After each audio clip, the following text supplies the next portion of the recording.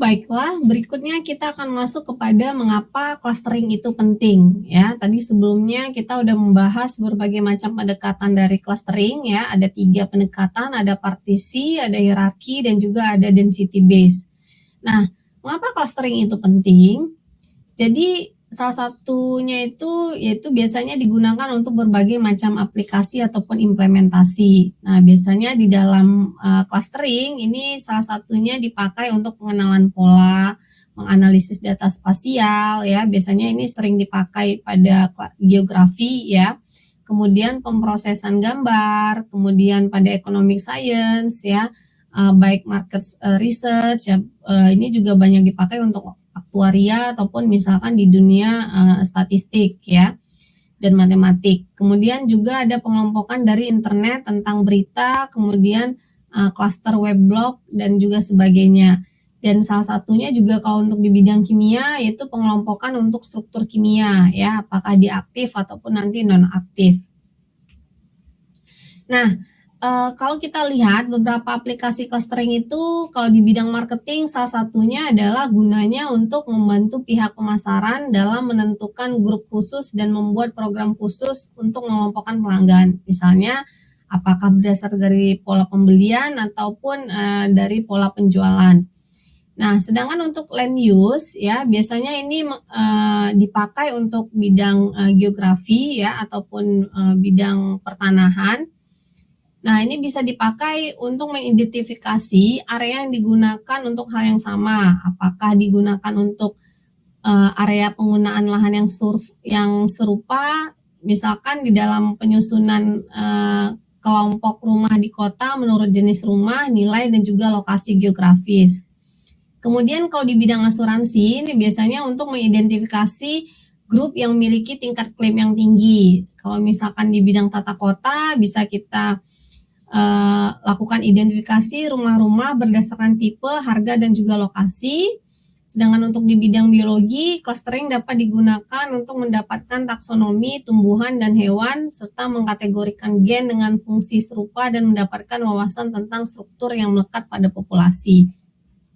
Nah, mungkin nanti untuk berikutnya kalian bisa untuk diskusi ya di forum ataupun untuk latihan, kalian bisa mencari berapa aplikasi clustering yang lain yang sesuai dengan bidang program studi di yang kalian gunakan. Misal kalau di geografi apa, di kimia apa, contoh clustering ya, pengaplikasian clustering, kemudian di fisika apa, matematik apa. Nah, ini langkah-langkah clustering ya secara sederhana yang dilakukan oleh Si Wang tahun 2011. Yang pertama itu jadi yang kita ketahui ya, salah satu model paling sering dipakai di dalam pengaplikasian clustering yaitu paling umum itu adalah model K-means clustering. Nah, jadi model K-means clustering ini salah satu model clustering yang menggunakan pendekatan partisi yang paling umum atau familiar yang sering digunakan. Karena kenapa? Karena dia sifatnya sederhana ya, dibandingkan dengan pendekatan metode yang lain, dan biasanya dia juga hanya menggunakan perhitungan jarak Euclidean saja. Nah, jadi menurut Si Wang 2011 ya, model K-means clustering ini yang pertama kita tentukan dulu K objek sebagai centroid awal ya, kemudian menghitung jarak antara setiap objek XI dengan centroid menggunakan jarak Euclidean, kemudian nanti mengelompokkan objek ke centroid terdekat. Nah, kemudian selanjutnya kita hitung rata-rata dari objek pada setiap cluster sebagai centroid baru. Selanjutnya kita ulangi langkah 2 dan ketiga sehingga objek itu sampai kepada, jadi stopping kriteria dari metode ini adalah objek yang kita perhatikan tadi tidak lagi berpindah ke cluster lain. Artinya dia sudah konvergen di situ ya, artinya sudah menetap di situ. Nah, itu biasanya stopping kriterianya seperti itu. Tapi kalau masih dia bisa berpindah ke klaster satu dengan klaster yang lain, nah itu nanti kita lakukan lagi pengulangan seperti di langkah nomor 2 dan langkah ketiga. Jika sudah tidak berpindah lagi, berarti langkahnya itu berhenti. Nah, kemudian ada juga dengan pendekatan yang lain, ya, dengan K-means clustering juga, yang membuatnya seperti ini ya. Pertama kita inisialisasi dulu nilai rata-rata secara acak ya, atau nilai rata-rata sentroidnya di sini. Hitung RNK-nya, jadi nilainya 1 jika K-nya sama dengan minimum dari XN kurang mu J kuadrat, dan 0 untuk yang lainnya. Kemudian nanti hitung nilai mu K-nya, jadi untuk nilai sentroid berikutnya, ya, rata-rata sentroid berikutnya dengan nilai sigma N sama dengan 1 sampai N, RNK XN dibagi dengan sigma N sama dengan 1 sampai N RNK. Nah, kemudian nanti kita evaluasi konvergensi dari parameter mu K. Jika kriteria konvergensinya belum terpenuhi, maka kembali ke langkah 2. Nah, contohnya, misalkan seperti ini. Diberikan data X sama dengan 1, 2, 3, 6, 7, 8. Ya, jadi data ini mau kita bagi atau kita kelompok jadi 2 klaster. Nah, jadi kalau di dalam K-means clustering itu jumlah klaster yang mau kita pakai itu kita tentukan terlebih dahulu. Misalkan kita pengen 2 klaster, ya berarti klaster yang kita ingin bentuk itu ada 2. Atau misalkan kalau kita pengen bentuk klasternya ada 3, itu berarti yang kita bentuk klasternya 3. Nah, jadi inisialisasi pemberian berapa jumlah klaster yang pengen kita buat itu di dalam K-means clustering sudah harus ditentukan atau diberitahu atau sudah diberikan terlebih dahulu, dan itu biasanya tergantung dari tujuan penelitian, ya. Jadi berapa klaster yang pengen dibentuk kira-kira untuk data yang kita punya. Nah, langkah yang pertama kita menentukan pusat, ya, atau yang kita sebut juga dengan tadi sentroid, ya. Nah, jadi kalau kita balik lagi, sentroid pertama ini bisa kita tentukan secara acak, ya. Jadi mu K di sini seperti nilai sentroid atau nilai pusatnya, ya. Nah, ini kita tentukan secara acak, ya. Misalkan di sini kita ambil nilai sentroidnya itu 3 dan 6, ya. Usahakan nilai sentroid itu ya tidak jauh dari data yang kita punya gitu. Jadi nilai sentroidnya itu tetap berada di range data yang digunakan sebagai input. Nah, misalkan inisialisasinya itu nilai sentroid atau nilai pusatnya itu adalah 3 dan juga 6, ya. Nah, selanjutnya kita lakukan proses iterasi. Nah, kita peroleh bahwa nilai R11, ya, dengan rumusan ini tadi. Jadi untuk N-nya 1, K-nya 1, ya. Nilainya 1 jika K-nya sama dengan minimum XN kurang mu J kuadrat.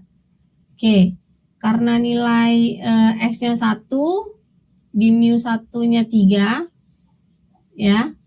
Maka mu 1-nya itu 3, ya, 1 dan 3. Maka nilai minimumnya itu adalah 1. Begitu juga untuk nilai si X-nya 2, mu 1-nya 3, nilai minimumnya 1. Dan nilai X-nya 3, mu 1-nya 3, juga nilai minimumnya 1. Tapi ketika nilai X-nya 6, mu 1-nya 3, ini tidak mencapai nilai minimum, ya. Bukan tidak mencapai nilai minimum, artinya tidak memenuhi nilai K sama dengan minimum dari X N dikurang mu J kuadrat, maka ini diberi nilai 0. Juga nilai 0. Ya. Nah, kemudian yang untuk kedua, ya. Untuk R12 berarti terhadap titik data 1 terhadap sentroid yang kedua. Nah, ternyata apakah dia minimum jaraknya 1 ke 6, ya. Nah, ternyata tidak, ya. Kalau tidak kita kasih nilai 0. Kemudian 2 ke 6 ini, ya. 2 ke 2 juga ternyata tidak, ya, makanya kita beri nilai 0. Kemudian 3 juga tidak, yang memenuhi cuma 6 dan 7, 8.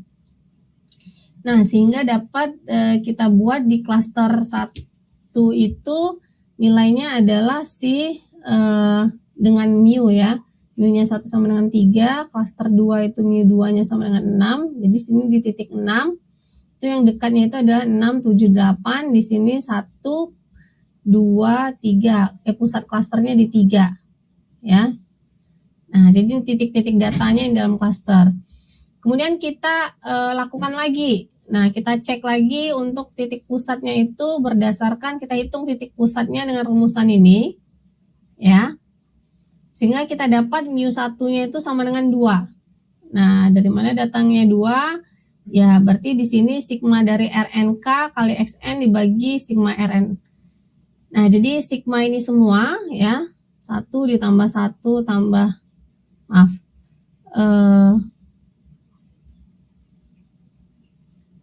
1 ya ini dikali 1 dikali 1 tambah 1 kali 2 tambah 1 kali 3 ditambah 0 bagi dengan 3 ya, ini berarti ada 1 tambah 2 tambah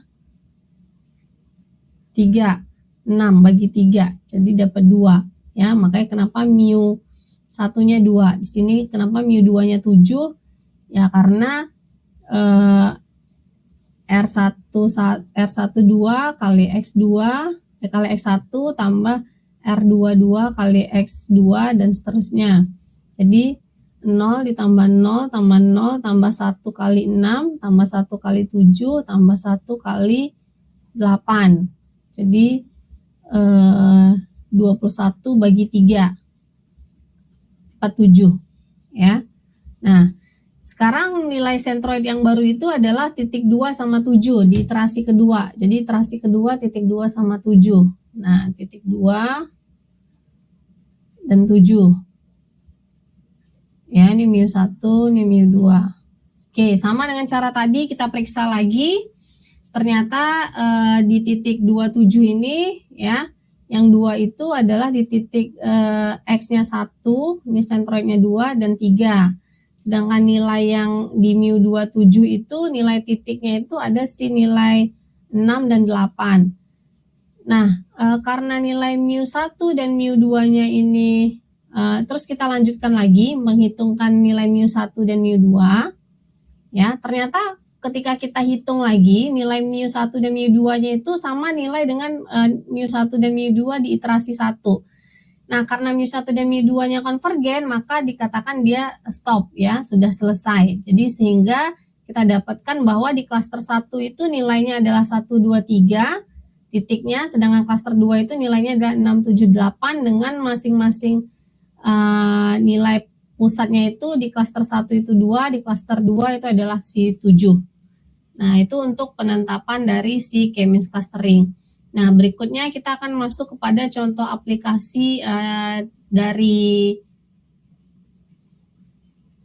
clustering untuk di data science.